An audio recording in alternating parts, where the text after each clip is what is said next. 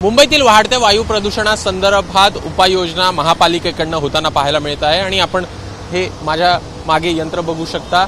H पूर्व विभागातलं हे यंत्र आपल्याला पाहायला मिळत आहे। एकूण 3 अशी यंत्र या संपूर्ण विभागामध्ये महापालिकेकडून कार्यान्वित करण्यात आलेली आहे।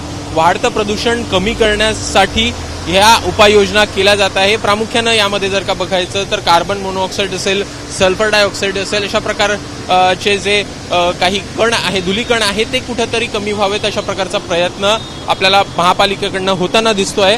यात प्रामुख्याने जर का बघायचं तर हा जो स्पॉट आहे मातोश्री जवळचा हा स्पॉट आहे। बीकेसी कडे जाणारे रस्ते असतील किंवा दादरकडे जाणारा रस्ता असेल, या मार्गावरनं मोठ्या प्रमाणात हे गाड्या ज्या आहेत त्या जाताना पाहायला मिळतात। मोठ्या प्रमाणात प्रदूषण या संपूर्ण भागांमध्ये आपल्याला दिसत असतं आणि त्यामुळे हे कुठेतरी कमी व्हावं अशा प्रकारचा प्रयत्न महापालिकेकडून होताना दिसतोय। यात प्रामुख्याने जर का बघायचं तर तिन्ही भागांमधनं गाड्या ज्या आहेत ते ये जा करतात आणि त्यामुळे कुठेतरी टायर्सवर असेल मोठ्या प्रमाणात धुलीकण आपल्याला दिसतात आणि ते कुठेतरी कमी करण्यासाठी ही पाण्याची फवारणी जी आहे ती होताना दिसते।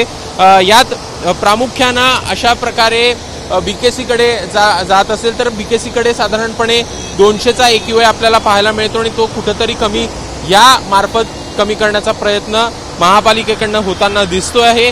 सध्या जर का या भागातला AQI पाहायचा तर तो 119 पर्यंत आल्याचा दिसतो आणि एकूण सॅटिस्फॅक्टरी मध्ये असल्याचा दावा जो आहे तो महापालिकेच्या एच पूर्व विभागातल्या दुय्यम अभियंत्यांकडून करण्यात येतोय। प्रामुख्याने ही सगळ्या उपाययोजना बघायच्या तर ह्या दीर्घकालीन उपाययोजना नसल्या तरीही ज्या छोट्या या उपाययोजना म्हणावं लागेल, तात्पुरत्या उपाययोजना म्हणावं लागेल, ज्या महापालिकेकडून सध्याला करण्यात येत आहे। कॅमेरामॅन मनोज जयस्वालचा अभिषेक मुठाळ, एबीपी माझा, मुंबई।